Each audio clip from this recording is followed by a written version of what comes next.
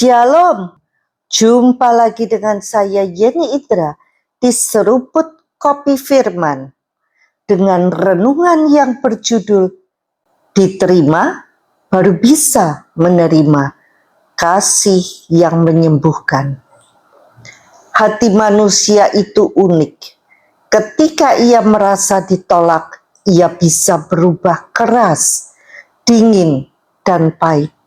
Tetapi ketika ia merasa diterima dan dikasihi, meski sedang dalam keadaan paling buruk pun, ada sesuatu yang melembut.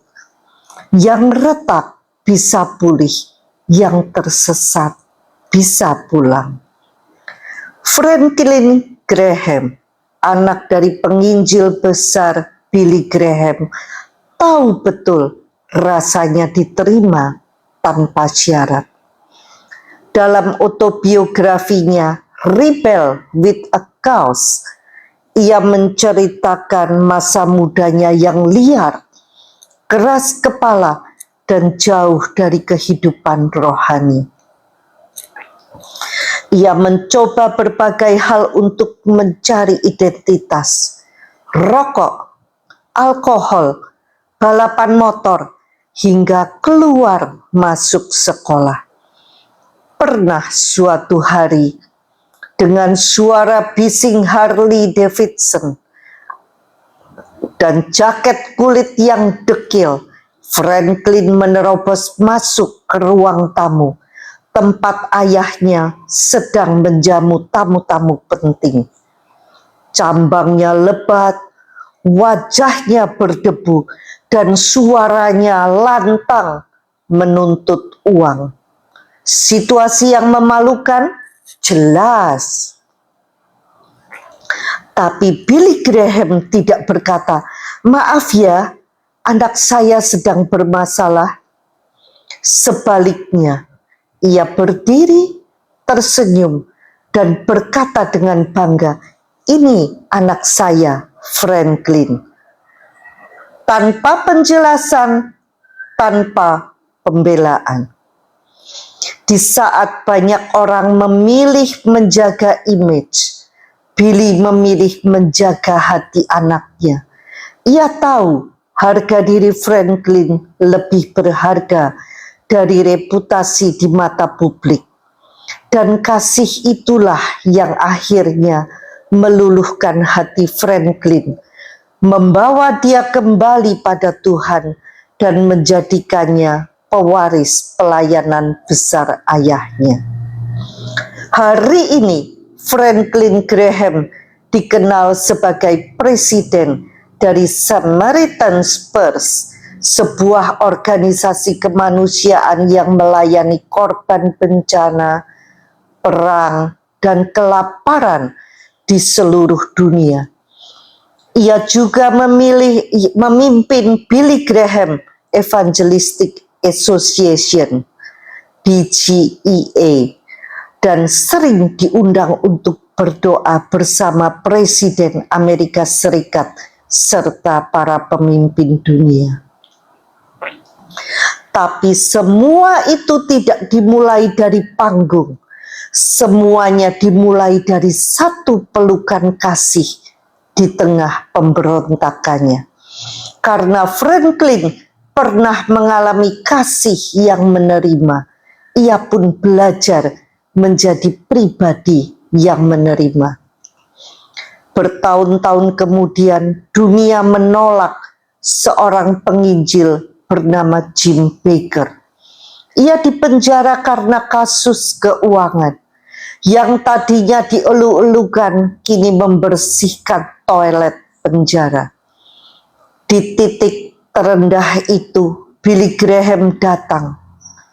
Tanpa kamera, tanpa panggung, ia memeluk Jim dan berkata, "Jim, I love you." Pelukan itu bukan basa-basi. Itu kasih yang turun tangan saat semua orang menjauh. Franklin ikut turun tangan. Ia berkali-kali datang ke penjara, menyemangati Jim dan para napi lainnya. Ruth Graham, istri Billy, bahkan menelpon dan mengundang Jim duduk bersama mereka di gereja. Ruth menepuk kursi di sebelahnya dan berkata, "Aku ingin kamu duduk di sini." Setelah ibadah, mereka makan malam bersama. Saat melihat Jim membawa amplop sebagai dompet, karena di penjara, dompet dilarang. Ruth masuk dan keluar lagi membawa dompet Billy Graham. "Billy nggak butuh ini sekarang, kamu pakai saja," katanya lembut. Franklin bahkan menyediakan rumah, mobil, dan pendampingan agar Jim bisa membangun kembali hidupnya. Semua itu bukan karena Jim layak, tapi karena Franklin ingat, dulu aku pun tidak layak, tapi tetap diterima. Itulah kekuatan kasih yang menerima. Bukan hanya menyelamatkan hubungan, tetapi menyelamatkan hidup seseorang. Banyak dari kita cepat menuntut perubahan orang lain, tapi lupa bahwa hati seseorang tidak akan pernah berubah karena dikritik. Hati berubah karena dikasihi, bukan saat dia sempurna, tapi justru saat dia paling rapuh. Tuhan pun memperlakukan kita begitu. Tuhan rela mati untuk kita ketika kita masih berdosa. Artinya, Dia menerima kita dulu, baru mengubahkan. Kalau kita sudah menerima kasih seperti itu, maka kita pun bisa menjadi salurannya bagi orang lain.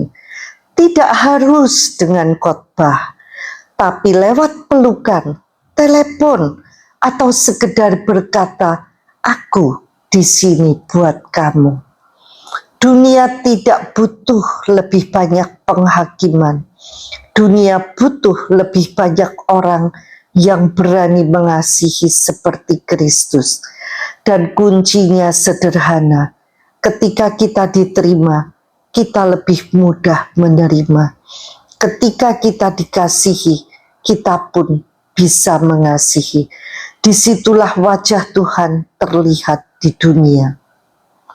Sampai jumpa di episode berikutnya bersama Yeni Indra di Seruput Kopi Firman. Tuhan memberkati.